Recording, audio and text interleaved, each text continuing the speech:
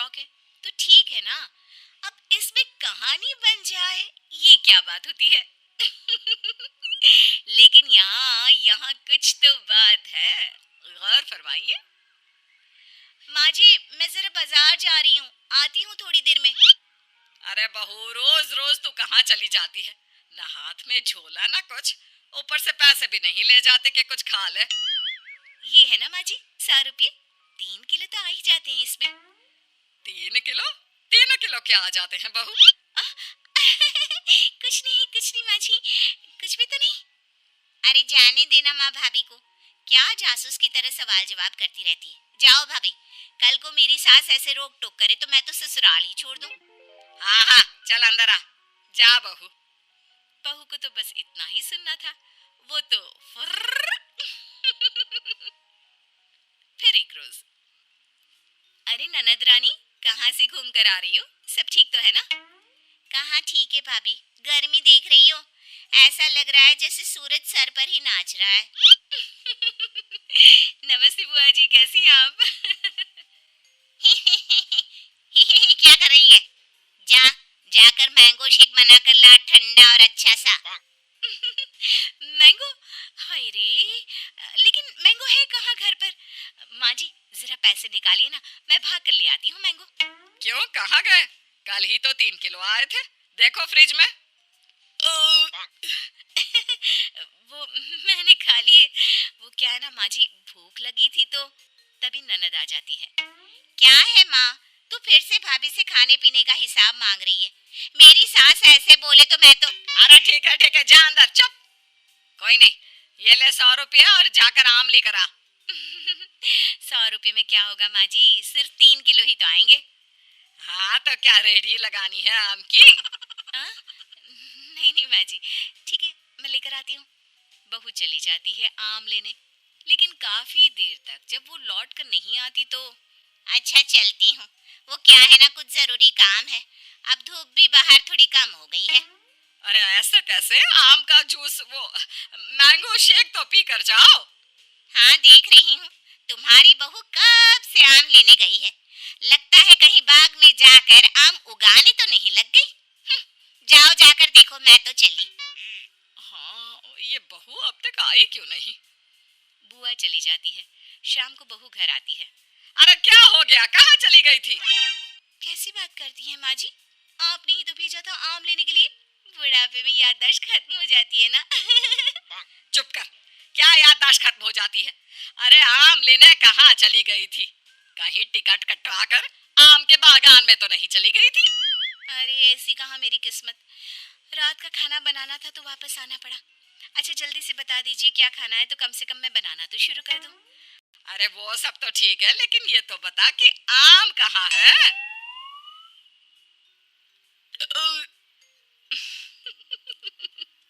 आम का नाम सुनकर बहू फिर से एक डकार मारती है। फिर वो क्या है ना माँ जी, मैं आम तो नहीं लाई।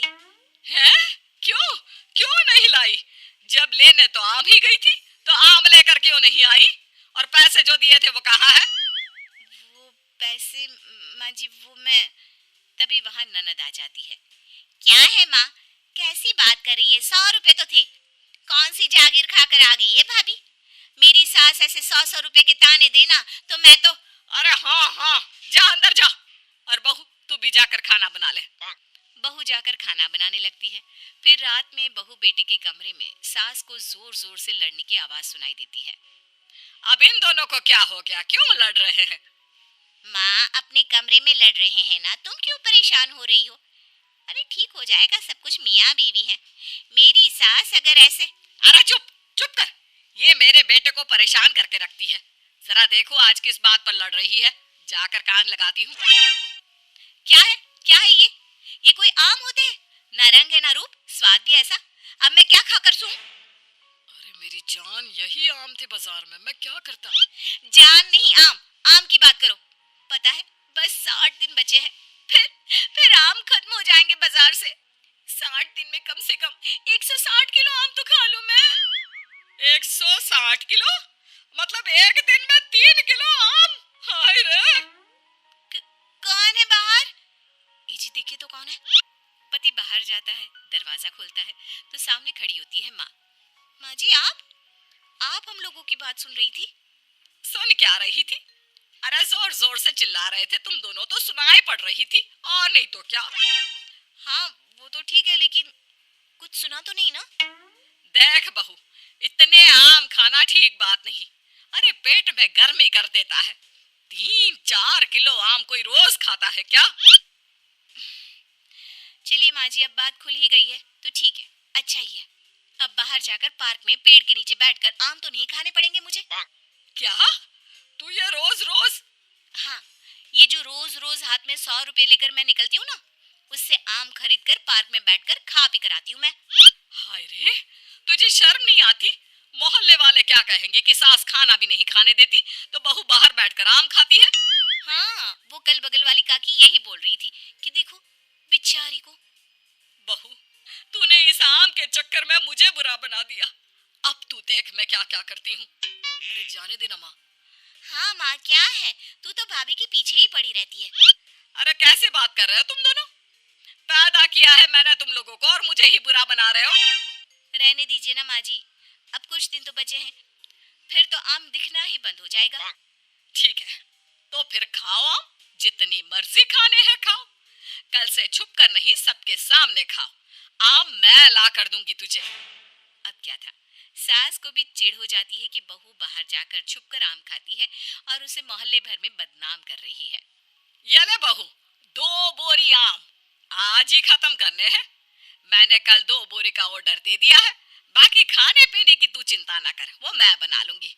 चबूतरे में जाकर बैठ जा। अब कोई भी आने जाने वाला देखता कि बहू बैठकर आम खा रही है और सास वो बेचारी घर का काम कर रही है। अरे गुड्डू की अम्मा, तू ही काम करती है क्या? ये बहू, इसको तो मैंने रास्ते में आम खाते देखा था। पूछा तेरी सास खाना नहीं देती तो कह रही थी नहीं। हाँ, बहू है तो कुछ भी बोलती है। अब इसको आम खाने पसंद है तो मैंने कहा तू आम खा बेटा, इसलिए वो खा रही है और मैं काम कर रही हूँ। लेकिन बहू बोरी भर भर कर आम खाकर इतनी पक जाती है कि एक दिन टपक ही जाती है। नहीं नहीं माँ जी, अब नहीं होगा, इतने आम मैं नहीं खा सकती। अरे कैसी बात कर रही है बहू, अभी तो 2 बोरी और है। हाँ, तभी ननद आ जाती है। और क्यों रे छुटकी, देख तेरी भाभी की कैसी खातिरदारी कर रही हूँ। तुझे भी ऐसी ही सास चाहिए ना?